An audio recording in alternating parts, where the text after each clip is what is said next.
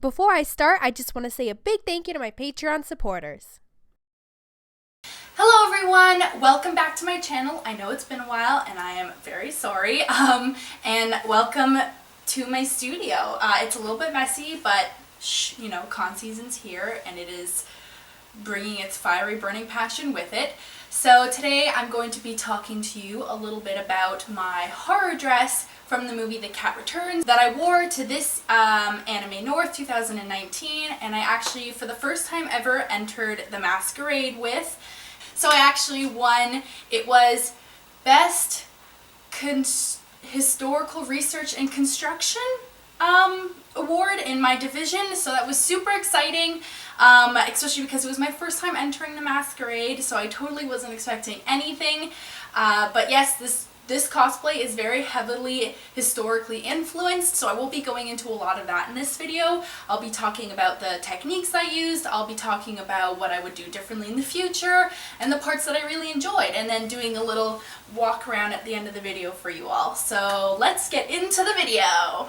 So the first thing that I put on when getting ready for this costume is this corset. I did not make this corset. I bought it off Amazon a few years ago. It is a plastic boned corset. It's nothing really fancy. It's probably, I mean, it's a really basic kind of corset, but I really wanted to capture that cinched in waist look. So yes, this is the first thing I put on.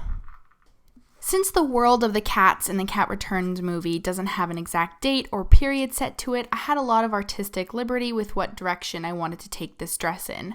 I based it off of mainly late 1700s, early 1800s, and I knew I wanted it to have that kind of elevated shape at the back, and to do that, I created my own bum pad or bustle or padded cushion, whatever you wanted to call it.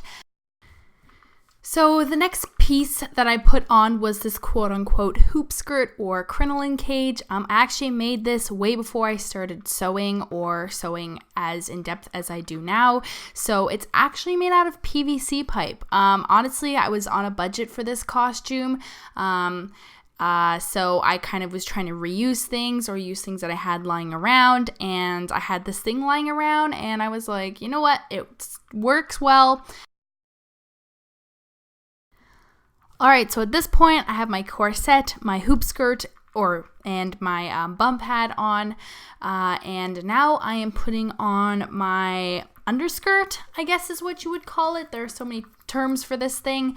So yeah, it pretty much is just like an extra layer between the hoop skirt and the petty, and also too, without this, the petty just kind of gets stuck in between each bar of the hoop, so this kind of creates like a flat canvas underneath the hoop skirt. Once again, like I did with my bum pad, I used a drawstring method or a tie method for the underskirt.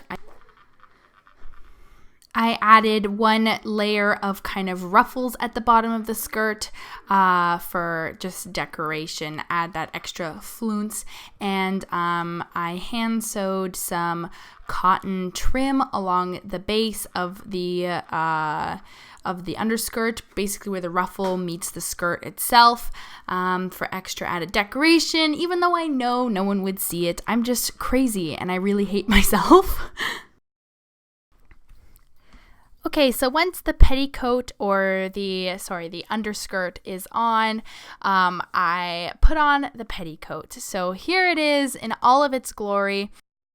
So for the finishing of the organza, I ended up serging the edges, and this is something that I would do differently in the future. I would use double-sided or double-folded bias tape instead to finish the edges, because the serging did come apart from the organza quite a bit throughout the day, and it was like stringy and kind of very messy. It was my first time working with or making an organza petticoat, so this was a huge learning experience for me, and I guess just looking back on it, I didn't have enough time to do the folded bias tape.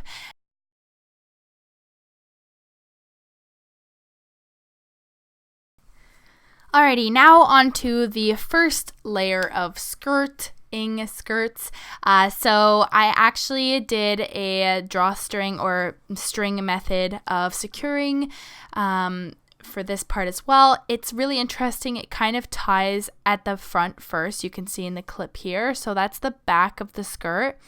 And then I pull the front up and it ties around the back. So there's a little bit of overlap on the side of the skirt there, but it gives a really nice kind of cascading look of fabric at the front. Also, forgive me for my terrible fastening or securing a fabric on my dress form. It's so hard to attach this or like put this stuff on a dress form, especially because it's so heavy. It literally starts to pull my dress form down. So I actually had to improvise a little bit for the first skirt, or the underskirt, whatever you want to call it, because I ran out of fabric for the skirt. I underestimated how much I needed, and I didn't have time to go buy more. So I created 2 slits down either side of the skirt, which allowed the petticoat to move more freely. Otherwise, it had like a very like bell look to it, and it almost started to come in at the bottom. I also I hand stitched the hem of the skirt at the front, which is the part that would be seen, using like a herringbone stitch, just because I didn't want visible stitching lines by my machine running along the bottom of the skirt. But at the back, I did use a machine to hem the skirt, just because no one was going to see it. For the overskirt, I was really torn on what kind of material I wanted to use. I wasn't sure if I wanted something more see-through, because I thought seeing the design underneath the skirt would be pretty. But at the same time, I was really into the very heavy kind of taffeta crunchy look, if that makes sense, of like the more traditional outfits. So although I do like the look of my overskirt here, you can see it just ties in the center, and then I tuck the little ribbon underneath all the skirts that I have. And I finished off the organza with a zigzag stitch on my machine. Yeah, I do like the look of the skirt in the end, although if I had enough time and money, obviously, a different material is something that I would like to explore, just for a more kind of heavier, dramatic look, if that makes sense. I do like the organza, and it's definitely more cost effective for what I was looking for. And it flows nicely, and it's a very like subtle yellow color, so it really pulls together all the golds and yellows that I use in this costume, but without making it look cheap, if that makes sense, or at least in my opinion.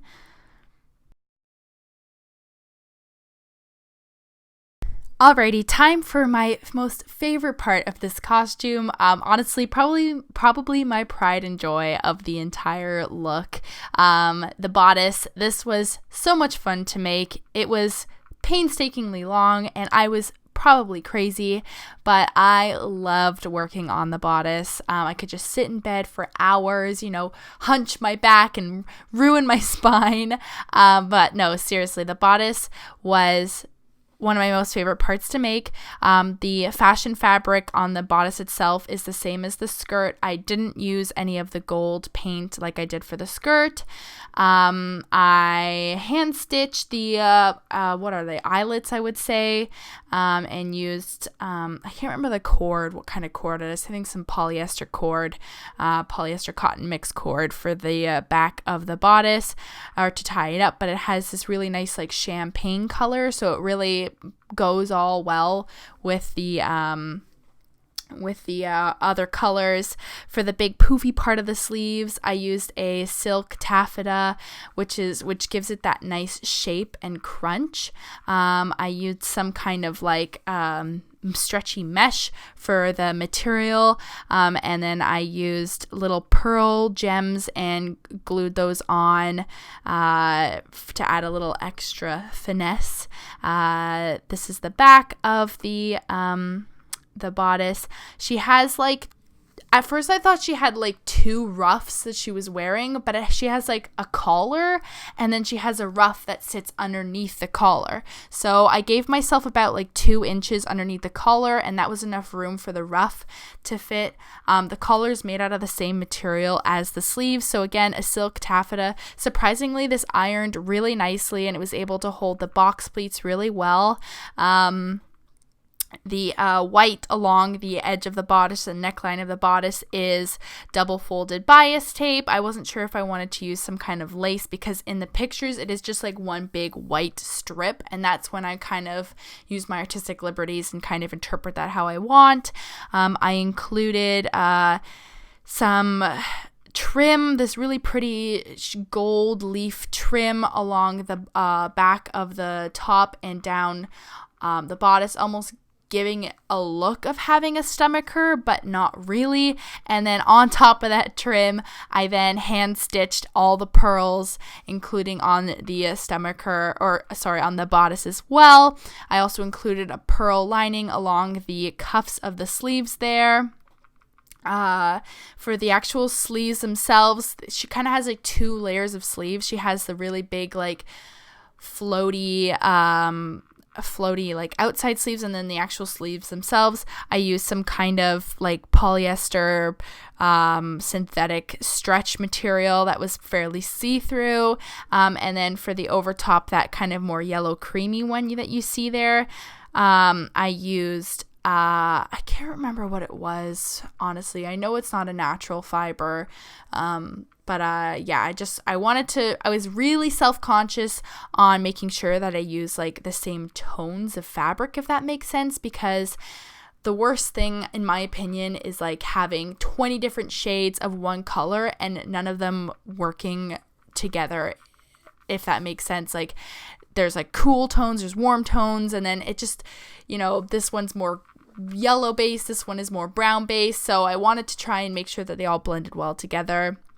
For the cuffs of the sleeves, in the future, I think I would like to use the same material as I did for the puffs, which is the silk taffeta. I ended up using cotton that I did a quick tea dye bath with to kind of dilute the starch bleached white of the cotton, and then used 2 little like pearlescent buttons to secure them. Yeah, that's definitely one thing that kind of was like, wish I had done that differently, but c'est la vie. And so inside of my bodice, because I had so many layers of skirt and like the petticoat, and just, it was so poofy, the little V shape at the bottom of the bodice kind of stuck up a little bit, if that makes sense. Like, I wanted it to lie flat against my stomach. So what I had seen some people do, and traditionally what they would do, is I created almost like a little pocket, which I then put a small sliver of wood in to really hold the V in shape, to hold the front of the bodice down. So it didn't fly up.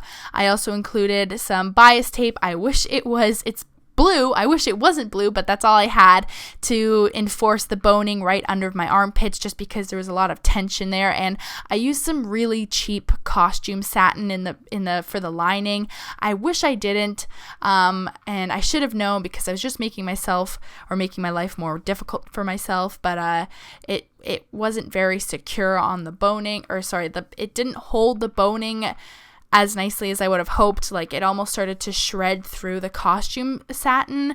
So I included bias tape on the areas that were very sensitive, like under the arms, and the V area of the bodice, which is where the boning wanted to kind of start to peek through. But the wooden panel bit that I include, or the wooden, what would you call it? Stick? I don't know. The wooden stick that I included in that little pocket in the center of the bodice really helped keep it flat down and created that I really wanted to emphasize the small waist poofy skirt look, and that definitely helped. Okay, on to the Elizabethan ruff. This was also a really fun part of the costume to make. I learned a lot while making the ruff. I was a big boob of the fool and totally underestimated the amount of trim I needed for the ruff by a landslide. It was my first time making a ruff, and I didn't do calculations beforehand when buying fabric because I am stupid. So half the ruff just doesn't have trim on it, but the half of the ruff that doesn't have trim on it, you can't see because I put it curiously behind me. So this also ties together with 2 strings that run through kind of like a tunnel through the ruff. This heart shape thing that she had behind her head was kind of interesting to do, and I wasn't really sure how I wanted to go about it. So pretty much it just like slips underneath the bodice or the top part of the dress, and then using snaps it secures around my waist. I kind of deviated a little bit from the original art. I used organza that I had lying around, and I don't think I would use organza again just because of the shine. I would prefer something more not as shiny, if that makes sense, like reflective with the light, because I have organza on my skirt, so it's just a lot of organza. But I mean, I still think it looked good. I just personally, I don't think I would use organza next time. So yeah, you can see me here in this clip. Kind of, it's a bit awkward to do it on the dress form. It's not as awkward to do it in person, but yeah, you can see me here kind of fitting the little pole bit. I used coat hangers to make this thing, and then I just wrapped the end of the heart thing in masking tape so it wasn't like stabbing my back. So that kind of fits underneath the bodice, and yeah, once it's all tied up and everything, it actually holds quite nicely. You can see here. And when my head is on it, it stops it from flopping forward, if that makes sense. Like here in the clip, it kind of flops a little forward, but obviously when my head's there, it doesn't do that. And then when it's all done up, it kind of looks something like this. So, yeah, not too bad, but I think that this particular piece could have used more attention.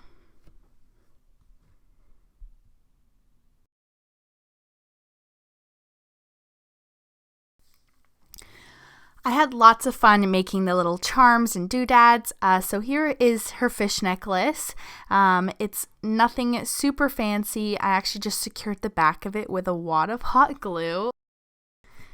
And here's my little cat ears, cat crown. It's nothing really fancy. I'm not the greatest at making ears, as you can see.